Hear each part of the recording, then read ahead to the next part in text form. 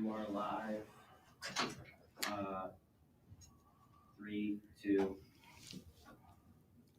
What is going on, everybody? Welcome into Denver Sports Coffee Break. Rachel Vigil and our very own amazing program director. We've got Raj over here. Raj, how are you this morning? I'm just overwhelmed to be on Coffee Break. I'm making know. my debut. First time. We're also in possibly a new studio, maybe. Maybe. We're just talking about some big things here. But today's a really exciting day, you guys, because we are launching Denver Sports. So, Raj, tell us what kind of led up to this change. Sure. It goes back, I'd say nearly a year, Rachel. Mm-hmm. And we put so much of an investment over these last couple of years really in building out all these digital products with everything we're doing in Coffee Break. And yes, spoiler alert, this is going to be a future studio for Coffee Break and other digital video shows like Orange and Blue Today, and with between podcasting and all the different things we were doing. It was like, man, we're creating just a lot more than just radio content. So that was kind of a big part of the thought process with Denver Sports is we have all these different products that are kind of under the umbrella. Let's give it a more uniform umbrella look that can, and 104.3 The Fan, the radio legacy brand, falls underneath of that. So when you have this vision, what's your vision for Denver Sports?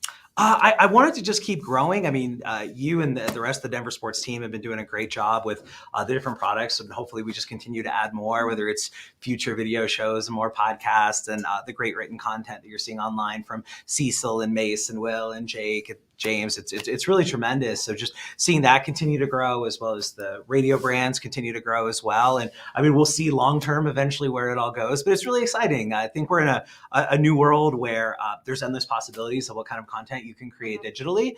And if you have talented people like we have here, the sky's somewhat the limit.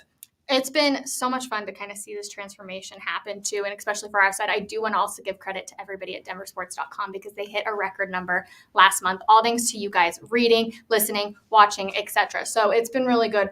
But I also do want to ask you kind of, how does this change for the normal viewership? Does anything change?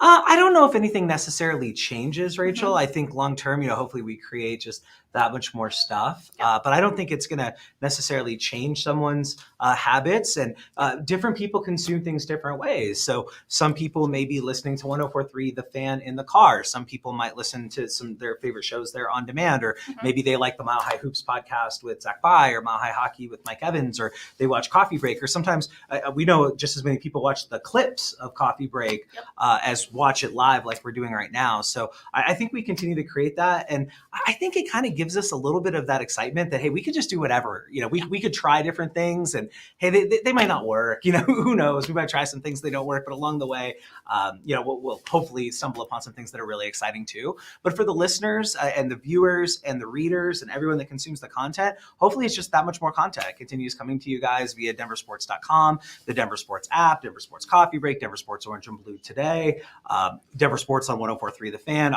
We're trying as many ways with different types of products to talk about Denver sports. All right. I know you're a big Nuggets fan.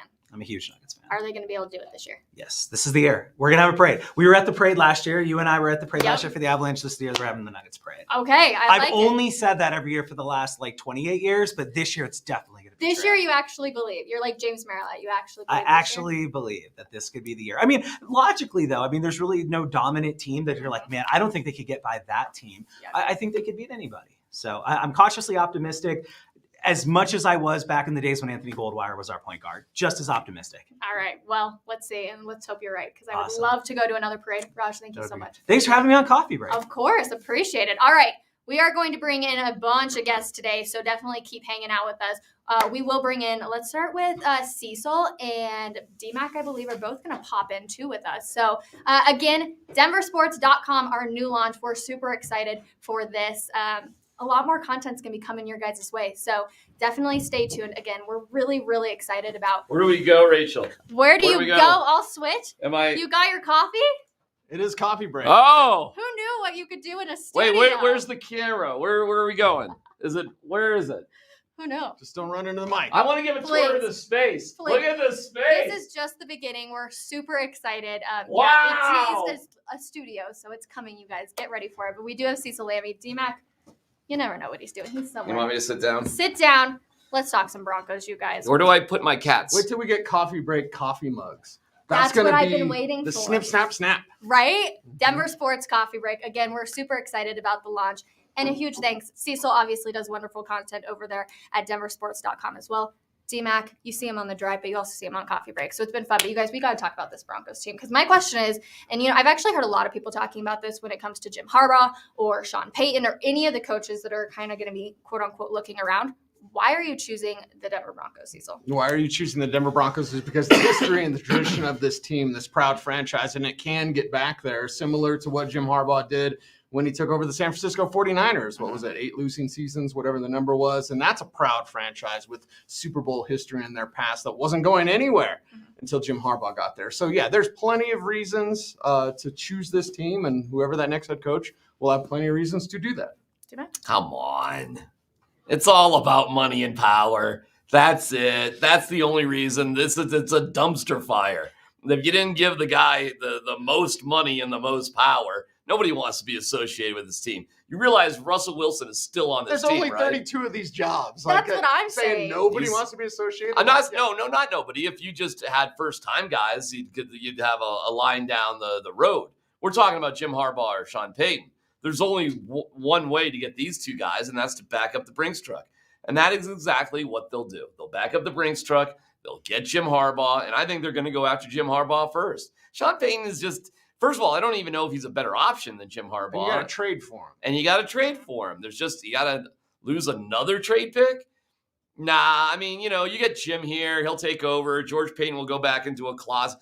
His office will be like back over there in that corner and have, he'll figure out. Cecil, you'll love George. I mean, he'll be at every East-West Blue Bonnet Shrine. I love it. Senior varsity bowl in the world. Right. He'll be there right with you. England's best bowl. He'll be there. he'll be there with you doing all that stuff. And Jim Harbaugh won't want to do all that stuff. I mean, he'll do some of it. And I guess I'm just putting the cart before the horse. But I just don't see why they can't get him. And you got to see where messages are coming from right now. The messages are coming from the people that know. So I expect Jim Harbaugh here in the next, 10 days, 2 weeks. Has anybody heard anything on any A week interviews? from Monday, this Monday, right after the game, do they make that announcement? I mean, nothing slows them down from talking to him right now. Well, and this is where ownership matters. So you ask, why would anyone choose the ownership? Because I know the Chargers, and they're going to make it, and the Chargers are a team you don't want to face in the postseason. But if Brandon Staley were to be fired, and we've seen it before, Mike Mularkey won a postseason game against the Chiefs when he was the Titans head coach, still got blown out. But either way, I mean, you want to work for the Spanos family, or you want to work for the Walton Penner Group. So ownership does matter in this situation. But is that because of money? Yeah. So it Money is and power. all back to what D-Mac it's said. all money. power too. Money Yes. and Yes. power. Yes. It's not just I make the most money, but I'm in charge of everything, which Jim Harbaugh would be, because you have to minimize George Payton and his decision-making as much as humanly possible. Listen, Greg Penner didn't go far enough, in my opinion. He could have easily got rid of George Payton, and that would have been getting rid of most of the problems. Don't forget 4 problems. 1, Russ and his contract. 2, George Payton. 3, injuries and Hackett. So they got rid of problem number 4. Whoop-de-doo. What was the result of that? A close loss. Congratulations. Problem number 1, but we'll save that argument for later. I did suggest on Orange and Blue today that you and I fight for charity reasons, because I think that Hackett was the first problem, no question. And George Payton still might get fired after the draft. Do you see a resolution of Russell Wilson's height? You see him getting taller? Are we still stuck on that? You see- Are we you still see stuck him- on short Better. quarterbacks? Did Russ look better? Bryce Young's Yeah. the best quarterback in this draft class. He's 6 feet tall.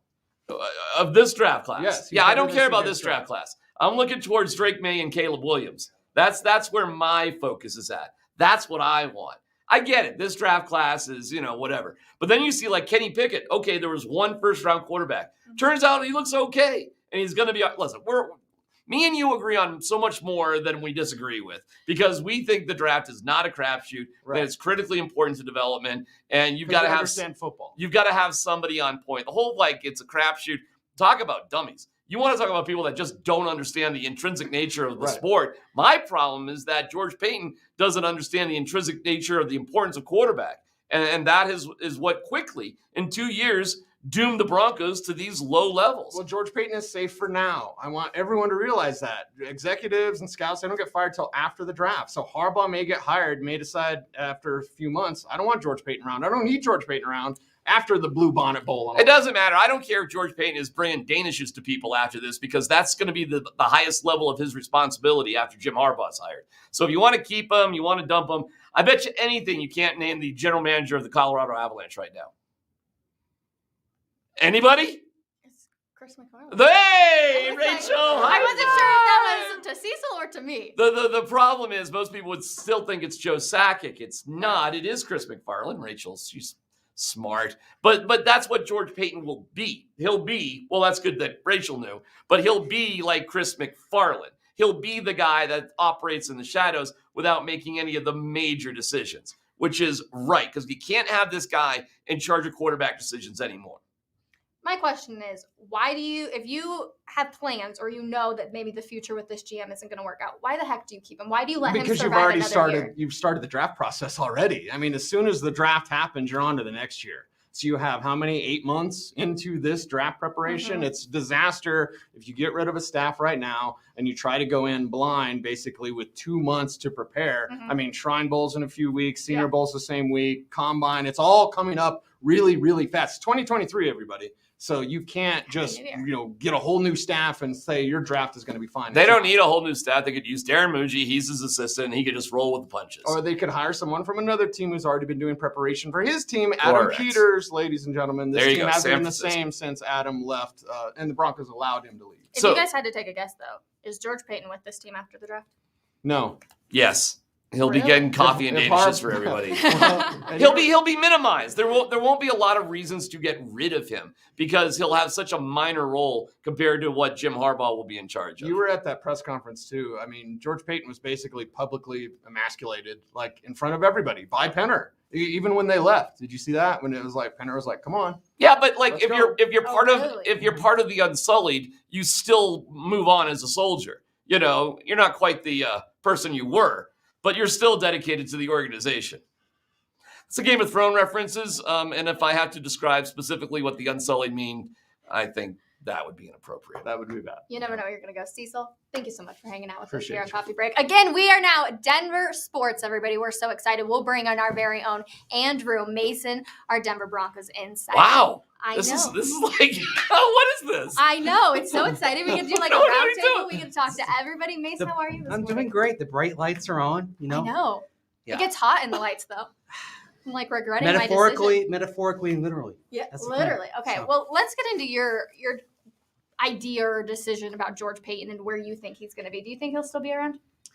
I don't think he's around after the draft. Okay. I think whoever they bring in, I should probably take my credential off, shouldn't I? No. Leave it on. You know, I've Get him out. We're not allowed to show credentials, everyone, so Yeah, that's why you so- never see them. right, but I think what will end up happening is they'll get through this draft process, and then whoever they hire as a coach probably will have their home person in mind, and then that will be the time to move on. I'm very much in the belief that you don't do that until after the draft. That's the natural end of the cycle for a GM is after that. But I could see Peyton staying on. I mean, it sort of depends just how well he ingratiates himself with the new coach. I mean, let's say they hire Jim Harbaugh and he takes a shine to George Payton. And we know that George Payton and John Harbaugh are friends, and of course Jim is John's brother, so who knows? I mean, I wouldn't close the door right now is what I'm saying. DMAX said 10 years. Oh, I don't How know. much 200 for- million, 250, 200. For Jim 400. Harbaugh. I mean, whatever. Yeah. Is that an The easy most done ever. deal? Well, you might think that, but the thing is, money does matter, yes. But let's say Carolina comes into the chat, and we've seen that David Tepper, does he have as big a checkbook as the Walton Penner Group? No, but it's not a small checkbook. And if he says, I'll match what the Walton Penners do dollar for dollar, where would you rather go? Would you rather go to a division where you've got to stare down Patrick Mahomes and Justin Herbert, or go to the NFC South where next year's quarterbacks are TBD, TBD, TBD, TBD? And that's why I asked the question, why would you choose the Denver Broncos?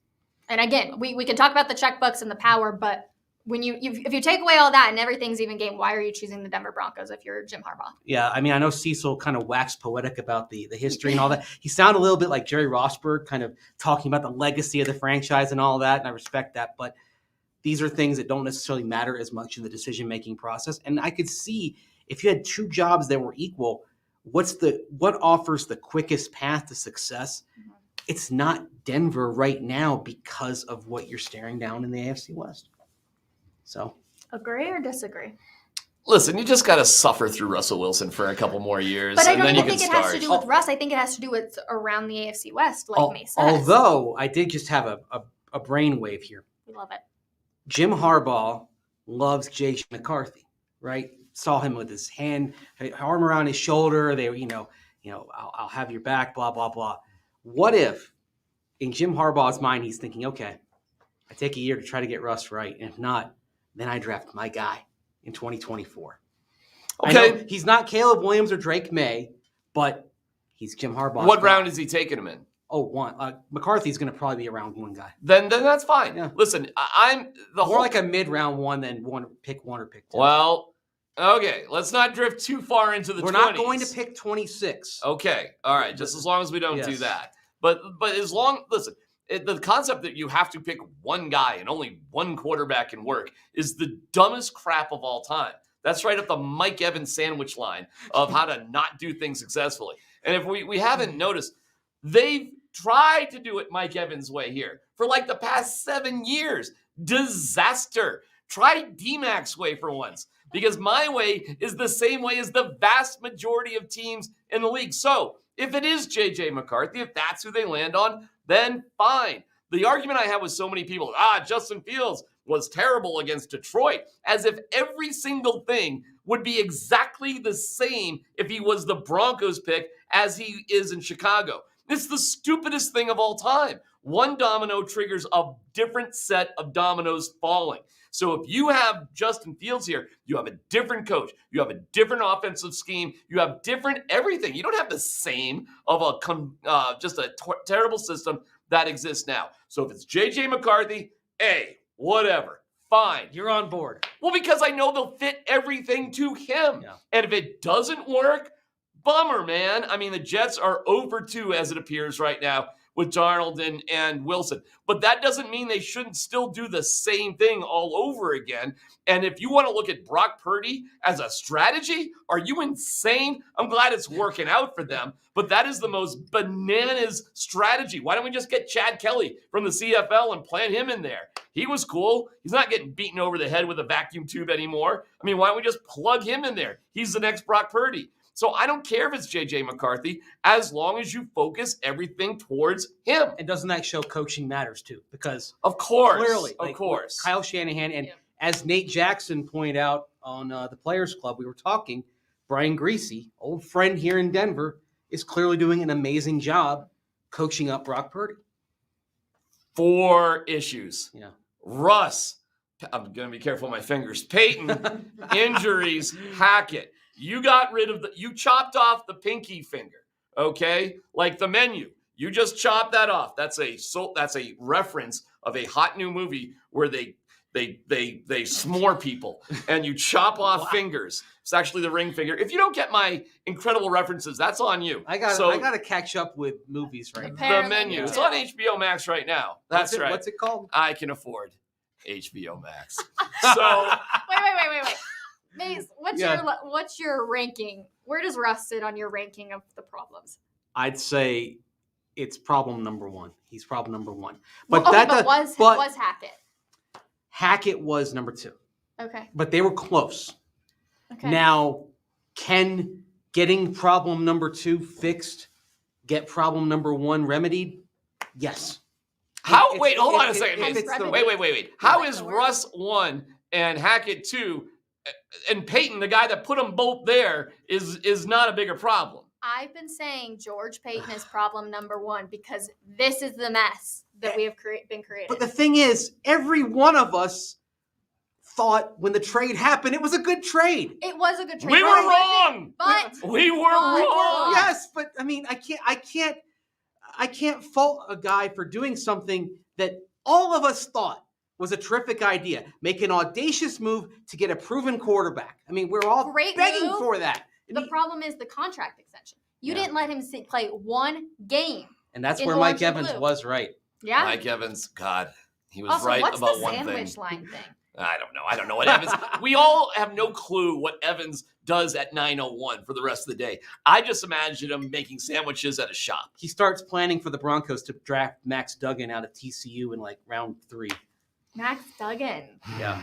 Can TCU win the national title? No. Sure, of course they can. It's college football. Anything can happen. A bunch of ding-dong rules, players that'll never be in the NFL. I would love to see TCU win. Exploitation of the young athlete, inappropriate behaviors by guys' dads. It's college football.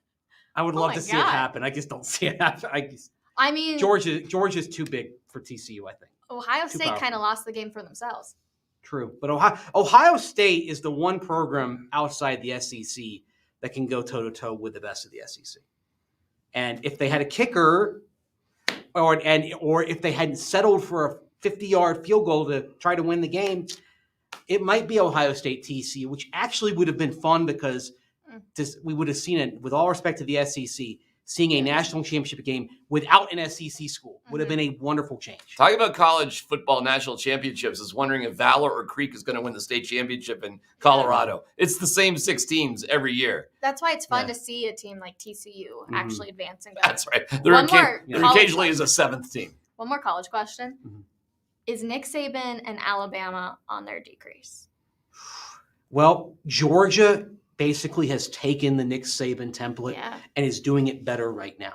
Kirby Smart came from Nick Saban's staff. He's basically taken what he's learned, taking it to another level. The only thing that Georgia hasn't really done is set themselves up as a farm for NFL quarterbacks the way Alabama has in recent years. But I mean, Georgia's got the juice right now. I don't know who's going to exploit the kids most. If Alabama can come with You better can tell exploitation, he's a collegiate player. whoever dad pays over here. the college kids the most probably wins. How's Syracuse doing the bowl, by the way? Hey, we lost to Minnesota. Aw, Yeah. sad day. It was a pinstripe bowl, right? That's right. So it was a home game. What was the corporate sponsor of the Pinstripe Bowl? New Era? I don't know. I don't know. Who It knows? was New Era at one point. I don't care. Who knows? Mace, as always, an absolute pleasure. Oh, now having he you. has to leave? Thank you. We're around. Yeah. We're just moving Yeah, everybody. exactly. Get around. out of here, Mace. Again, we've changed But too. Rachel is the constant in this. I am the Should I leave constant. too? Am I leaving? No, you No, can I if stay? you want, He's- unless Oh, bring in you the get next. to Bring stay. it. here we go. Bring it in. We're changing Denver sports, everybody. We're super excited. James Marilat. These two could literally go to war with each other sometimes, which Yeah. makes it very fun. We're in the same room finally. And also, no offense to Mace or Cecil, I guess, but you seem way taller sitting in that chair than you do. Yeah, and unfortunately, I'm like, oh, I need to sit up straight. I'm just trying to posture because you can tell. Unfortunately, he's not only taller, he's like ridiculously better looking. Like, it's not even fair. Like, at least when I was at home with my cats, I could, cloud myself and I could point the phone up, so I get that angle. I need to be shot from like way up here. Now James is sitting here and he's like good looking and smart. All right, let's go, Rachel. This is a heck of a lead-in. I like it. No, it's I can almost let discouraging. D-Mac Do this it. every day. Yeah, no kidding. All right, James, your opinion. What's Jim Harbaugh got to do? Would you come to the Broncos if you were him? And do you think he's getting an interview this week? I don't know. I don't know when that's all going to go through. They got to fulfill the Rooney Rule, even if that's their guy. You got to go through that process, not only just to check the box, but hey, you might talk to somebody and they blow you away. Sure. Like, I'm in the camp of don't exclude first-time coaches just because it didn't work, right? You wouldn't have hired Nick Sirianni. You wouldn't have hired Kyle Shanahan. You wouldn't have hired Kevin O'Connell. Yep. All those guys are first-time head coaches. So you go through the process. I think Jim Harbaugh is probably the leader in the clubhouse right now. Mhm. He's also going to be the most expensive, at least in terms of money. Sean Payton, you have the draft capital. But look, if they hire Jim Harbaugh, count me in. Do I you love think the hire. Sean Payton, we're automatically just kind of canceling out because they do have to give up the first round, and they really can't afford to do that. No, I think they're keeping him in the mix. It's just I don't think he's the first choice. I think it is Harbaugh, but I think they'll be talking. Well, I think Sean Payton is probably talking to the Broncos. I think he's a fool if he's not to. And if you have to go get him, no, he should be getting us. The what's on the table right here is the most appealing job in NFL history if you care about money and power. But what will come with it is, we're not having this conversation in a year from now about whoever the coach is. I don't care if they don't win a game. Forget it. The end. This next guy is here for 5 years minimum. if not even longer. Well, oh, yeah. And that's because they're going to settle this debate, right? I think it's a coaching problem. You think it's a Russell Wilson problem in terms of the ranking. This season will solve that. You have to change one thing at a time. Change the head coach. It's going to be the same quarterback. If you get the same results, clearly it's a Russell Wilson problem. And then the coach stays and you change the quarterback. Correct. Listen, Correct. It would be the best thing for everybody if I'm wrong on this one. And Russell Wilson really has some life left. And it really was just all about coaching. What they're going to do is they're going to Tim Tebow-ize Russell Wilson for the next few years, or they're going to Pete Carroll-ize Russell Wilson. So here's the quirky thing. You don't need to pay somebody the money you're paying Russell Wilson to get that kind of production. It's dependent on other things. But you do have to have a certain sense of mobility and the ability to run around. And Russell Wilson's going to have to do that, guys, if he's going to succeed at age 35. Age 35, that's what he's turning next season. Do you really think we'll see a huge improvement in the offseason? Yeah, I think you'll see a different Russell Wilson. He's the favorite to win Comeback Player of the Year for a reason. I think he's going to rededicate himself. I think he's been humbled. I think he would have to be a moron not to look at this body of evidence and go, yeah, I think I need to change something. Is he firing people on his team? He should. They should all go. No, Like, he's not changing anything. Why? How has God. Jake Heaps helped him? How has his quarterback's coach helped him? Russ thinks he helps him, and that's all that matters. So what? His worst season ever? You think he's going to fire? Stock? You think he's going to fire Jake Heaps? Yeah. I think No you way. reevaluate for sure. And I think it also depends on who your head coach is. Because if they come in and they say, nobody is going to be here from your team on a day-to-day basis, what's the point of having Well, and that's the biggest reason to go with an experienced guy. Like, let's say Ben Johnson in Detroit is a great coach, right? He fixed Jared Goff. Is he going to come in and tell Russell Wilson what to do? That's tough, right? We just saw that. Is Jim Harbaugh? Yeah, he's going to come in and say, no, we're not doing that nonsense. Get rid of this guy, that guy, that guy. They're not allowed in the room. I think that's the main reason, not what's happened with the previous three. It's who can deal with the fact that you have another celebrity in the building. How much do you fault George Paton for allowing him to even have a quarterback coach? Really, if you look at it, there's no reason for you to have a quarterback Oh, coach, this mess is all on George Paton. which makes him problem number one. Listen, you're making a good argument there, Rach. I mean, you're closer in your argument than James is, that's for sure. But the problem with Peyton is that you just can't trust his judgment on anything. I think Russ and his contract are still number one, but boy, it's a close race between him and Peyton, and I can't even argue with it because that's how bad Peyton is at his particular job. So as long as he doesn't have any major decision-making process, it's the Walton Penner group to throw their money away however they choose to do it. Is it his fault? Hell yeah, it's his fault. And it's his fault because he thought Patrick Surtain was a safe pick. John, is it safe? Uncle Vic, is it safe? Everybody, is it safe? No, it's not safe. It was batshit great. Oh, Hey. I'm not the only Second one. Good start. Good Chris start. in the new Yeah. studio. All right. Well See, done. this is what happens when you get all of us in a room, right? You just get a Oh. little extra motivated. So wait, I can't say the word crazy? You can. Oh, It's still God. frowned upon, but you can. Look at how ready he is over here. Now I'm embarrassed. Now he's embarrassed. We all. Is it I haven't George cussed Paton? on the show yet. You, Right, you're the outlier. you said one word. Yeah, but I didn't say anything that you can't say on television. No, you said one word.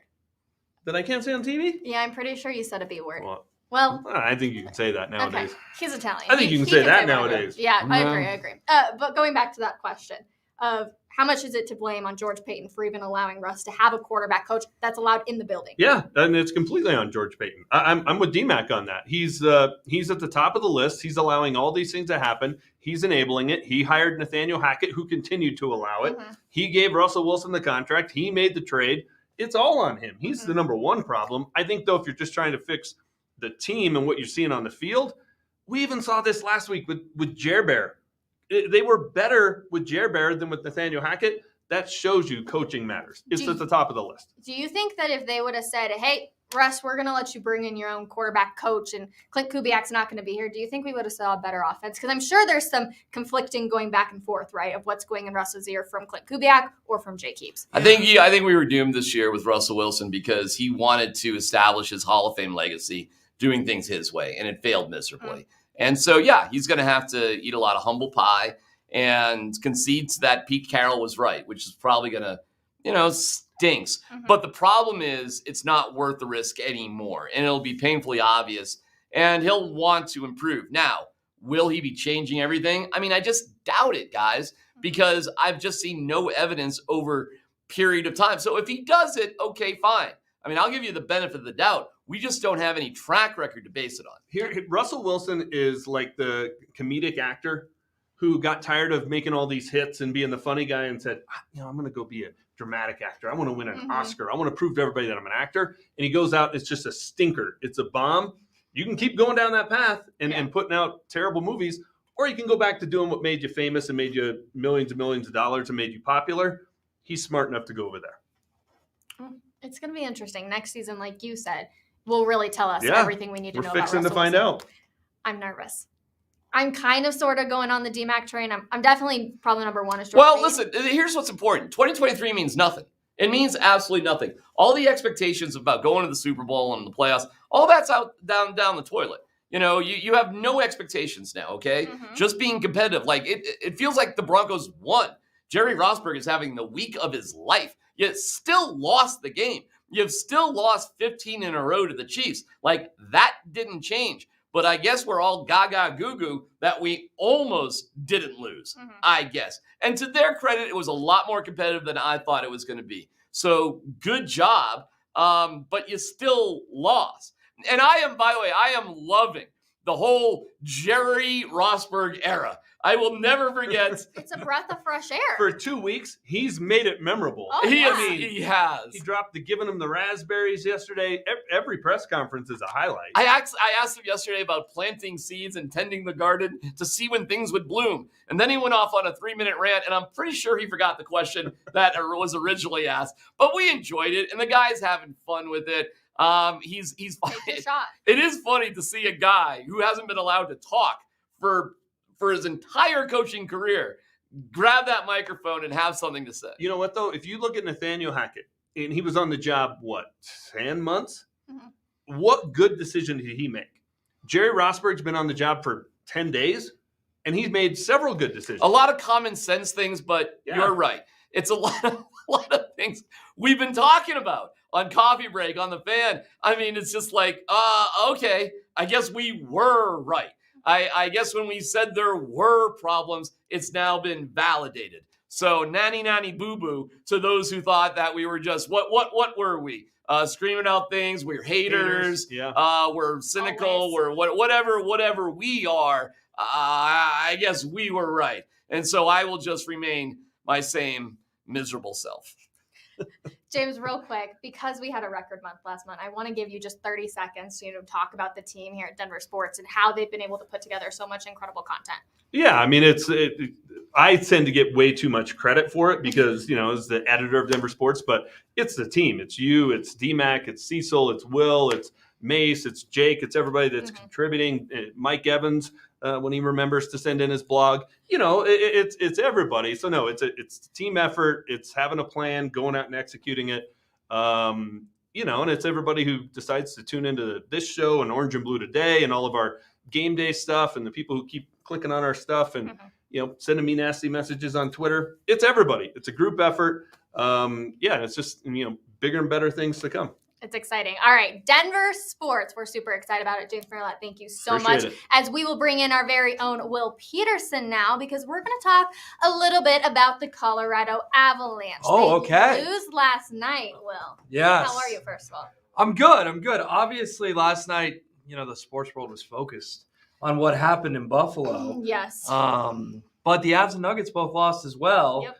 And so we can talk about that. But I didn't watch much of it because I was so sort of in tune with what was going on in Buffalo. So I will preface it with that, but I know what happened. And we all sort of know what happened. And that is Nathan McKinnon said the Avs need to get healthy. Yep. They're kind of healthy, guys. I know Gabe and I know Nichushkin, but we're sort of running out of the injury excuse. Kadri's not walking through that door. Burakovsky's not walking through that door. Georgie got pulled the other night. Darcy's not walking through that door. I feel like we're almost doing this thing where we're anointing the injuries with the Cup team last year. And it's like, Okay, the injuries happened this year. The guys who helped you win the cup in June, they're on different teams now. You have McCarr, McKinnon, Rantanen, Taves, all on the power play. Right. Mhm. You were 0 for 5 against Las Vegas at home on the power play. Yeah. You got to be better than that. And they've lost 4 games in a row. Isn't it 3 in a row at home? Okay, they didn't lose a game in January last year. Period. Home or on the road. They didn't lose a game. Yep. So we're not off to a great start No. here. And I agree with you on the injury stuff. Listen, everybody's just thinking that some sort of magic potion is going to happen and they're just going to reel off point after point after point. Has anybody really looked at the standings right now? The Avalanche are out of the playoffs at this exact moment. Now, they do have some games in hand, or they have some games they have to make up, rather. There's teams with games in hand. So, okay, fine. That Finland trip, that thing was the worst thing you could imagine for this team. It was a waste of time. You're marketing hockey to people in Finland? I mean, are we selling ice to penguins? I mean, what are we doing here? And it really just sort of, I think, retroactively threw them off kilter for the entire season. So I think they had a long season, they had a hangover, and then this silly, foolish Finland trip that they're all dealing with. And I think Georgiev that dude has a lot resting on his shoulders right now, and something we haven't talked about. Pavel Francouz got injured, which was like this mysterious injury, and it's made Georgie more prominent in net than he probably needs to be. Things lighten up just a pinch eventually, but we're running out of excuses. And one thing that I'm getting sick of are hockey people excuses, okay? I get it. We all love hockey. We all love the Avalanche, but I'm just seeing hockey people making excuse after excuse. Guys, come on now. You can't just throw everything to this injury thing at this point. You got to be a little better. You look at the Nuggets and you're like, I can see it. I Yes. can see the path. For this Avalanche team, I don't quite see the path to going back to back. Well, how about that Landeskog? They have no And time he's supposed to frame. be coming back in just a few weeks. Like, We have no idea when he's coming The, back. Setback, the what is it? original time frame was mid-January. yeah. It's January, 3rd today? It's crazy. We were supposed to see him, like you said, in a couple of weeks, and now it's Bednar saying we have no update at all. You make a really good point, though, about the Nuggets, right? I tweeted this the other night. The Nuggets are kind of the Avs from last year. Yeah. This sort of regular season dominance, but it has to result in the postseason breakthrough. The Avs dominated the regular season last year, and it finally resulted in this postseason breakthrough. Yep. Whereas the Avs right now, I know the odds makers still have them and the Bruins as Stanley Cup favorites. Yep. I don't know about that, guys. There's a lot of hockey left to play, but we all said just get in, get in, get in. But if you just get in and you're the 8 seed, right? And I know that playoff formatting is a little tricky in hockey, but to just play a team that was 20 points better than you during the regular season and just assume, well, we won the cup last year, they'll be fine. That's a tough ask in the first round. Hey, the Avs got humiliated by the Leafs just a couple days ago at home, losing 6-2. I mean, that was embarrassing. Yeah. And I don't recall embarrassing losses or losing streaks or anything like that. Listen, props to the Tampa Bay Lightning. How they got back to the finals 3 straight years is absolutely incredible because now you're seeing how difficult it really is. So I'm not saying it's all doom and gloom. I'm just saying it's time to be a little concerned at least. You want to talk about a loss, like who cares? A back-to-back night up in Minnesota, with the Nuggets. I mean, seriously, who cares? They were 10-2 before that game. Now what? They're 10-3 in their last 13 games. No problem. And they almost, got away with one even last night. At least it was competitive. This Avalanche team was rested, okay? They got humiliated. They were in home for a couple days in a row, and you still went down to defeat to Las Vegas. Yeah. Not good. What's your panic level? Sorry, I didn't mean to cut you Well, off. I just have one quick question. Yeah. Who do you envision us being at a parade at this summer? The Nuggets. The Nuggets. See, and that was kind of my larger point here. It's like, we're not doing an Avs parade again. At least I don't feel that way right now. think so either. Whereas the Nuggets, I'm not betting on it, but I could see it happening, But you asked what, panic level for the Avs right now? Like a 1 to 10? Yeah, 1 to 10 panic level. 1 being I'm not panicked at all. Yeah. 10 being I'm in a. I mean, complete it's something. Like D-Max said, we're not saying the season's over by any stretch. So it's like a 5 or a 6 right now. Okay. We're kind of right in the middle would be my vote. That's pretty. I agree with Will. It's something along those lines. You got to pay attention to it, but you can't freak out about it. Listen, they added 4 players at the trade deadline last year. Right. Let's see if we can count them. It was Lehkonen, Sturm, Cogliano, Manson, right? So those 4 all had significant roles in the playoffs last year. So who knows? We'll see what Chris McFarland, Joe Sakic can figure out and make some changes. But you're going to have to say goodbye to somebody if you're doing that. Well, So- do they go all in again? Because you just traded a top prospect last year for Arturi Lehkonen, I believe Justin Barron. You're going to run out of top prospects at some point, and it's fun to chase cups. Don't get me wrong. It's fun to chase cups. But the Denver Broncos can tell you what it's like to not have first-round draft picks. It's not a lot of fun. So at some point, they have to decide, are we all in again?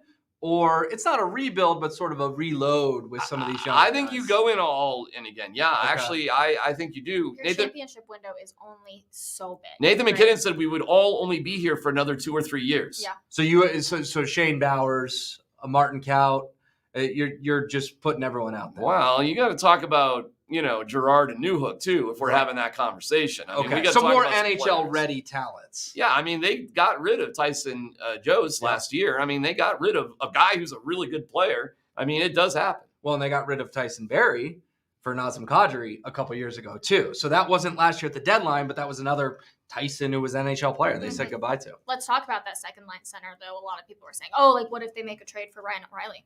Ryan O'Reilly's hurt now. Ryan O'Reilly's not even. Yeah, he's hurt. He hasn't really Yeah. played well. He's So what probably other- not the answer. What other big names do you even possibly look at? I just go to the Blackhawks. I just think Kane and Taves. I just think that era is over. They won 3 cups. They They have know the how to do pedigree. They know how to do it. Yep. And you remember when the Avs got Paul Kariya and Teemu Solani in the early 2000s, and that didn't work at all? Maybe try to go get both of them. And I don't know what it would take to get both of them, but if you really wanted to unload everyone and truly replace Kadri and Burakovsky and all those guys, trying to get a blockbuster for Kane and Taves seems to make sense to me. We asked the same question. Why would you choose the Broncos? Hey, if you're Taves or, why would you look at the Avs? Is it because they're still the defending Stanley Cup champions? I know it all comes down to trade and all sorts of stuff, so there's a lot of factors, but a lot of times it has to do with the player also wanting Well, to they chase want to them. be on the team with McKinnon and McCarr. I was going to say it's 2 of the 3 best players in the world and 3 of the 8 best. and never mind That's enough. Nico, who's unreal. Well, that's why I said and 3 of the Val, 8 best. So Yeah. that's enough to. And you probably put Val top 10. Listen, he was. I mean, I wasn't wrong. No, you weren't wrong. But the injuries have just, unfortunately derailed the choo-choo train, unfortunately. But you only make your predictions assuming somebody's going to be healthy. Yeah. And it was happening. So he could still, he certainly won't, be in that conversation now. But if he's healthy towards the playoffs, who knows? You got to get Landeskog back, I guess, at some point. Manson, sure, it'd be all right to get him back. Bo Byram. Bo Byram. Yeah, they really miss Bo That's Byram. an odd one. Yeah. And I'm not sure what's going on there either. That's a little complicated. Well, because Bo did the interview in Finland Yep. that we all saw where he clowned on Kyle Keefe and said, well, he said, your name on the jacket. He said, well, my name's on the cup. Bo Byram hasn't played since.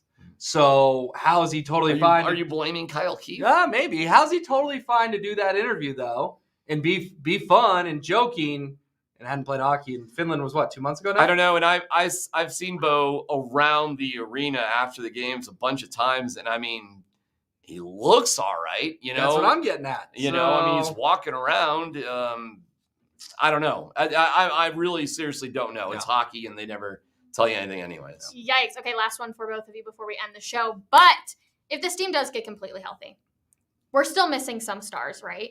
But what's your confidence level that they could, make a run back in the cup? Well, I don't think you can count out McKinnon and McCarr, right? Because what they did in the playoffs last year, McCarr winning Conn Smythe, McKinnon right there, they both have proven they have that extra gear. But I don't know if they can put a team on their back for 4 rounds, right? They can put a team on their back to probably get them back to the Western Conference Finals. But if McKinnon and McCarr go superhuman to get them there, then it's going to be the other guys to step up.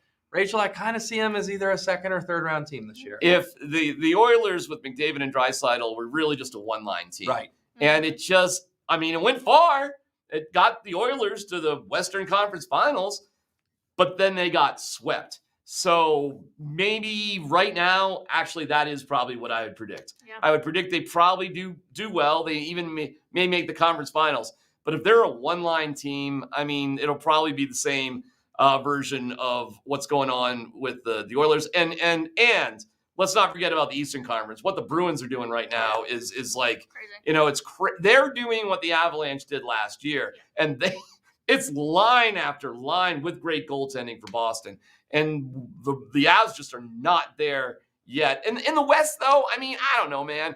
Is there any team that you say is, oh my God, they are so much better than the Avalanche? Is there any team in the West that's like that? Not off the top of my Yeah. head, but we got really used to games 1 and 2 in Denver. Yeah. No games 1 and 2 in Denver this year. Get They used to games. they were undefeated on the road in the Stanley Cup playoffs last year. Well, until Tampa game 4, but yes. That's right. Or game 3, excuse me. Game 3. Game 4 was Kadri. Game Yep. 3. But I see your point. But this whole, the games are at home and the TNT's out front. Yep. It's like, no, they're getting on a bird wherever they go, to Vegas, Dallas, wherever. They'll be on an airplane. And you're right. They thrived on the road last year. They'll have to do it again. Well, as always, we'll keep you up to date at denversports.com. Will Peterson, D-Mac, Rachel V. Hill hanging out with you here on Coffee Break. Thank you all so much again for hanging out with us in the comments, for tuning in. We'll see you guys tomorrow morning, 10:30 a.m. Bye, everybody.